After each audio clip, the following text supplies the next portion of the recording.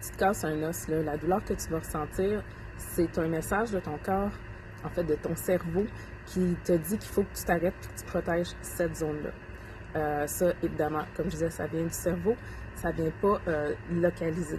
C'est parce que ça va être le cerveau qui va capter, qui va analyser les signaux de douleur, puis c'est lui qui va décider si ton corps il est en sécurité ou pas.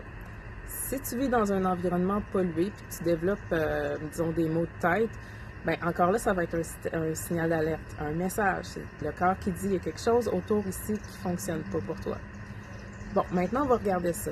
Si tu ressens de la fatigue, des douleurs vagues, des tensions, des malaises, toutes sortes de symptômes weird, puis que peut-être même les tests médicaux trouvent rien, est-ce que ça veut dire que c'est dans ta tête?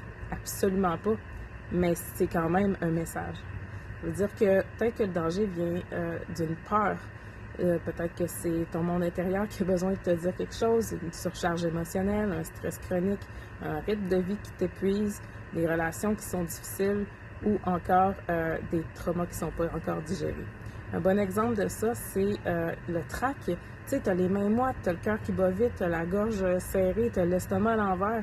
Il n'y a aucun danger réel autour. C'est vraiment ton monde intérieur qui va créer la réaction. Puis c'est ton corps entier qui va le vivre. Tu vas le ressentir pour vrai dans ton corps parce que c'est là.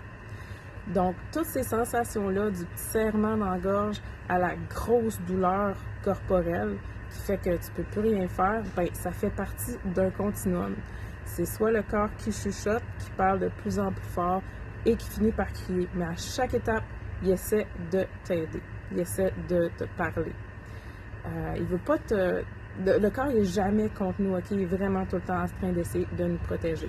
Donc, à la place d'essayer de demander à son corps de se taire ou d'être en réaction, ben, on peut se demander qu'est-ce que mon corps veut dire? Qu'est-ce que j'ai pas osé ressentir? Puis, si j'écoutais mon corps, qu'est-ce que ça changerait?